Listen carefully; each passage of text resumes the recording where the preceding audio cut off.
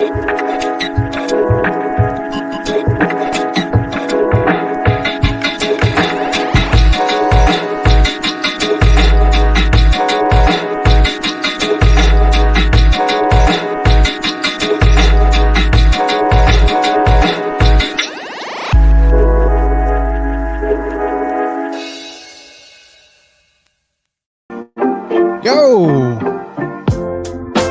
man, that's a little loud this morning. What's up, everybody? What's going on? Welcome to another episode of Morning Momentum. If it's your first time you're tuning in, my name is Matt Beard. We've been talking all about virtual assistants on these episodes. Hopefully you guys have been getting a ton of value from this. This is day number 27. So guys, we're almost to the end.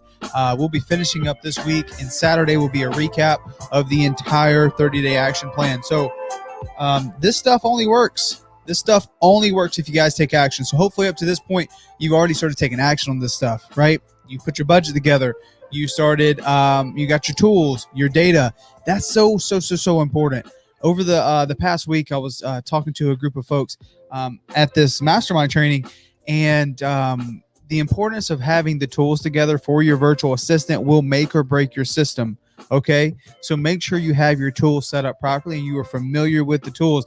Don't put that in someone else's hands. Like we can help you. Like if you go to Start Virtual to find a virtual assistant, we can help you make sure your tools are set up properly to make sure you're set up for success. But I highly recommend, as the business owner, you get familiar with your tools over time, right? It shouldn't stop you from taking action, right? Especially when you have someone like us that can help you walk you through it. But take action on this stuff and then get more and more familiar, because it will pay off. And it's probably one of the biggest issues that we see with folks like, okay, well, why didn't a virtual assistant work out, right? Why aren't you getting leads, right? And most of the time it's tools, man. And that can be fixed. That's such an easy fix, rather than looking at, oh my gosh, my VA needs to be trained more. Oh my gosh, this and this and this. Dude, it's the tools most often. So hopefully go back and watch the first week VA action plan. I think it was days 1 through 6, where we discussed like the things you needed pre-launch sequence. So go back to that. And if you didn't check out my Unstuck Your Business Crucial Tools Part 3, it's on my YouTube channel. I talk all about how we set up call tools. So that was an awesome live I did with my systems manager, Mark. If you missed that one, go back and watch it, because the basic functions of call tools can easily make or break if you're going to be successful with cold calling. Pretty simple, right? The ideas of buying phone numbers and putting them in groups, and how many phone numbers you buy, how do you check your phone numbers?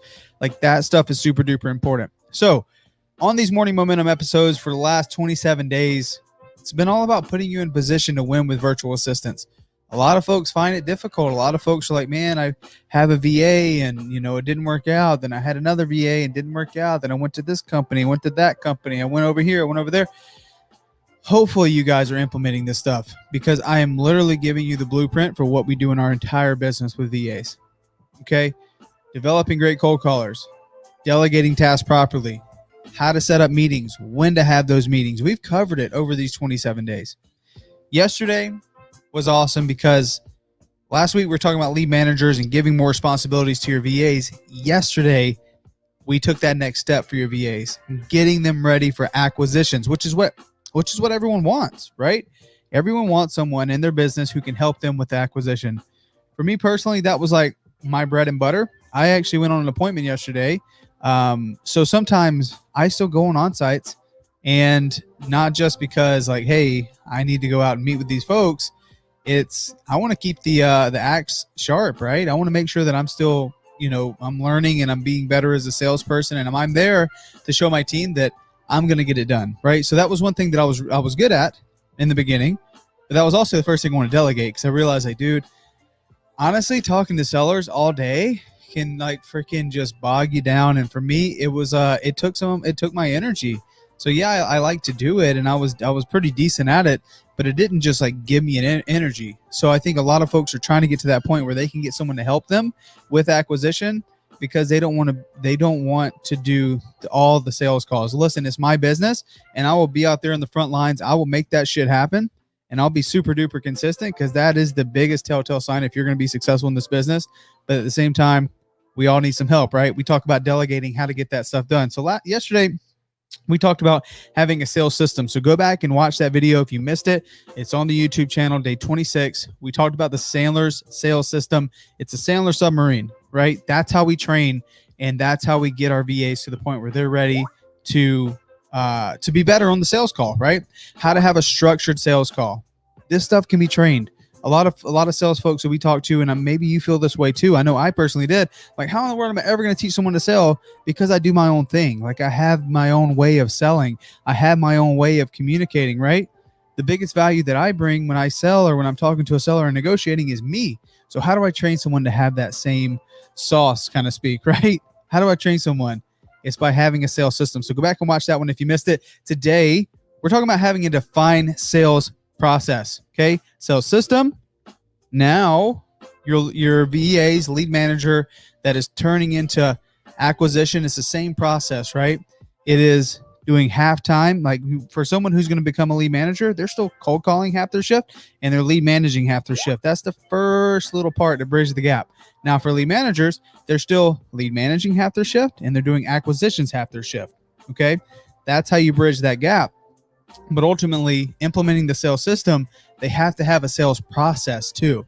Okay. So the process is us explaining how we do the business, right? One of the biggest ways that you can mess up a deal is not have a defined sales process with setting the table and setting expectations with the prospect and having poor communication, right? That is so important, guys. If you're going to be talking to sellers, like just yesterday, I was talking to a seller, and once we agreed on a price and I had the agreement, I'm going over it with them.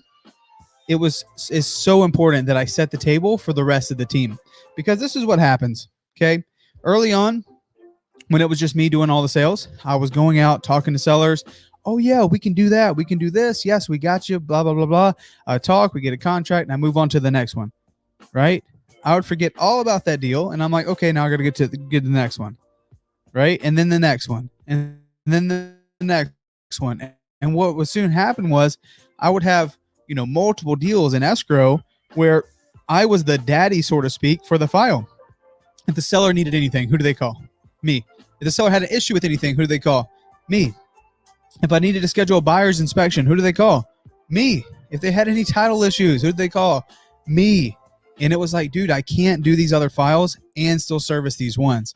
So there has to be a process where you hand that deal off, whether you're JVing with someone on the dispo side and making them your partner on the deal, right? You set the table for the prospect. Yes, just yesterday, I'm like, okay, Mr. Seller, Mrs. Seller, we're so excited to work with you guys. This is how our process works. Once we have this agreement, we're going to take it down to title and we're going to open escrow. You guys are going to get a copy of the earnest money receipt within 24 to 48 hours. Also, by Arizona state law, you got to get a copy of this agreement in 48 hours. Now, our personal title rep, her name is this. I'm going to have her give you an email within the same timeline. She'll introduce herself. She'll give you all the information about the title company, herself, and us if you'd like, right? And she's also going to send you a couple things that she may need, such as an ID statement and things like that. From that point, our title rep is going to be this person. If you need anything, you have any questions, you reach out to her. We also have a transaction coordinator. That transaction coordinator is this person. We also have a team member who's dedicated to creating the best experience possible. She's going to be the one to reach out to you so we can have our contractors come through, like I had mentioned to you guys. She's going to be the person that's going to give you a call because we do get photos of all of our properties. She's going to schedule all that with you. Her name is this. I'm going to text you over with their phone number so you know it's not just some other random person. And then lastly, the final person that works and coordinates all of our folks within our team after we get a signed agreement all the way to close, her name is this, right? So like I set the table. I have a clear post-sale process, because if you don't have a post-sale process, a couple things happen. Either you become the daddy or mommy of every single file, okay? Or the communication falls off and the seller's like, are we still doing this deal? They have seller's remorse.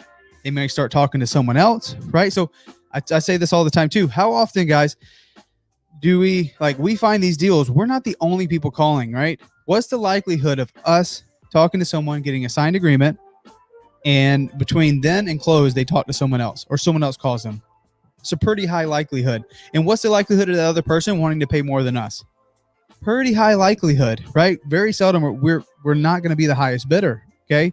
So it's important you guys set the table with a post-sale process. So a sales process from start to finish. So your salespeople understand how that works step by step. And we walk the prospect through it. As soon as we have a signed agreement, we walk them through what the next steps look like. It gives them more confidence and it makes us even more professional. So guys, you want to put a post-sale process together, whatever that might be for you. Okay.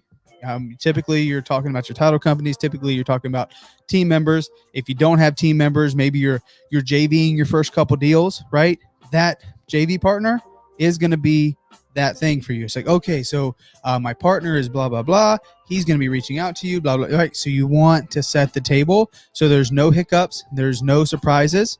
I tell my sellers and my clients, hey, surprises are good for birthday parties. They're not good for real estate transactions. I got to tell my dad jokes. So we always have a good time, but like, man, you have to set the expectations.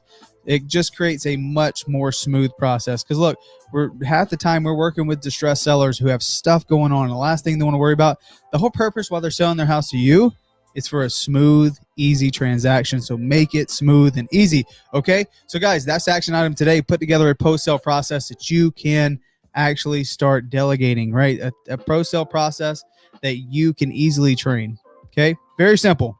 Very, very, very simple. And if you guys have any questions on this video, or if you got any value, please hit the like button.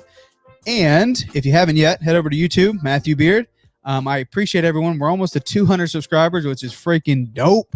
I appreciate you guys coming and hanging out with me this morning.